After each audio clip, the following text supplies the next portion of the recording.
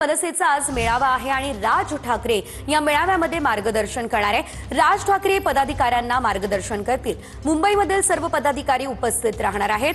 तर मेळाव्याच्या पार्श्वभूमीवर मनसेकडून बॅनरबाजी सुद्धा करण्यात आलेली आहे। आपल्या महाराष्ट्रासाठी, आपल्या हक्कासाठी, आपल्या मराठीसाठी मनसे सोबत या अशी बॅनरबाजी करण्यात आलेली आहे। मात्र आता पदाधिकाऱ्यांना काय कानमंत्र राज ठाकरे देणार हे बघणंही महत्त्वाचं असेल।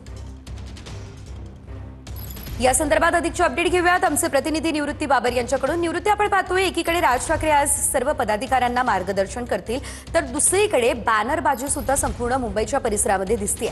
काय उल्लेख बॅनरवर करण्यात आलाय, काय संदेश दिला जातोय, सविस्तर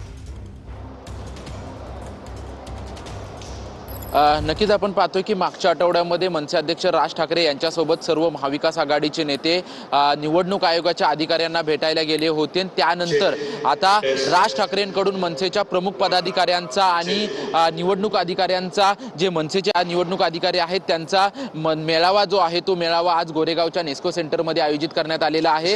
आणि आपण या ठिकाणी पाहू शकतो की संपूर्ण तयारी जी आहे ती तयारी या ठिकाणी करण्यात आलेली आहे। राज ठाकरे यांनी जवळपास 2017 पासून वारंवार जो आहे तो मतदार याद्यांवरती आणि मतदार जी निवडणूक होते त्याच्यावरती वारंवार आक्षेप घेतल्याचं आपल्याला पाहायला मिळत होतं। त्यांनी यावेळेस देखील मोठ्या प्रमाणात आक्षेप घेतला आहे। त्यामुळे आजच्या मेळाव्यामध्ये नक्की पदाधिकाऱ्यांना ते काय मार्गदर्शन करणार याकडे सर्वांचं लक्ष आहे। कारण की ज्यावेळेस निवडणूक आयोगाच्या भेटीसाठी राज ठाकरे गेले होते त्यावेळेस सर्वाधिक प्रश्न राज ठाकरे यांनी उपस्थित केल्याचं आपल्याला पाहायला मिळालं होतं। आणि त्यानंतर निवडणूक याद्या तपासण्याच्या कामाला लागा असे आदेश देखील मनसैनिकांना राज ठाकरे यांनी। निवृत्ती, तुम्ही आमच्यासोबत असेच जोडलेले राहा। आणखी एक महत्त्वाची बातमी आपण पाहणार आहोत।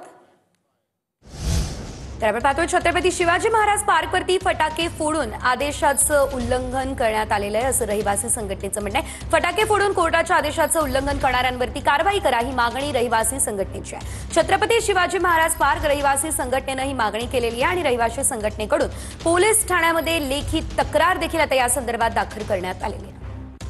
या संदर्भात अपडेट घेऊयात आमचे प्रतिनिधी निवृत्ती बाबर यांच्याकडून। निवृत्ती, आपण पाहतोय शिवाजी पार्क परिसरामध्ये आणि या ठिकाणी फटाके फोडण्यावरून आता रहिवासी जे आहेत ते आक्रमक झालेले आहेत। कारवाई करा अशी मागणी केली जाते, काय अपडेट?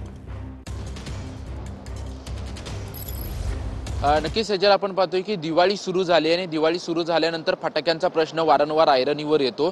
छत्रपती शिवाजी महाराज पार्कवरती मनसेच्या वतीनं त्या ठिकाणी दीपोत्सवाचं आयोजन करण्यात आलेलं आहे। त्याच ठिकाणी रात्री 10 नंतर फटाके फोडले जात आहेत असं तिथल्या रहिवाशांचं म्हणणं आहे।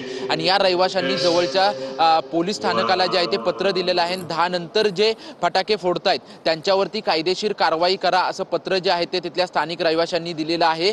2010 पासून शिवाजी पार्कचा परिसर जो आहे तो सायलेंट झोन म्हणून घोषित करण्यात आलेला आहे। सायलेंट झोन म्हणून घोषित करण्यात आला असताना देखील त्या ठिकाणी फटाके का फोडले जात आहेत असा स्थानिकांनी त्या ठिकाणी पत्राच्या माध्यमातून सवाल उपस्थित केलेला आहे। त्याच्यामुळे यांच्यावरती लवकरात लवकर कारवाई करावी अशी मागणी जी आहे ती स्थानिकांकडून केली जाते। गेल्या अनेक वर्षांपासून दिवाळीच्या मध्ये हा प्रश्न। निवृत्ती, खरं तर आता यावरती काही कारवाई केली जाणार आहे का हे बघणं महत्त्वाचं असेल। धन्यवाद दिलेल्या तुम्ही अपडेटसाठी।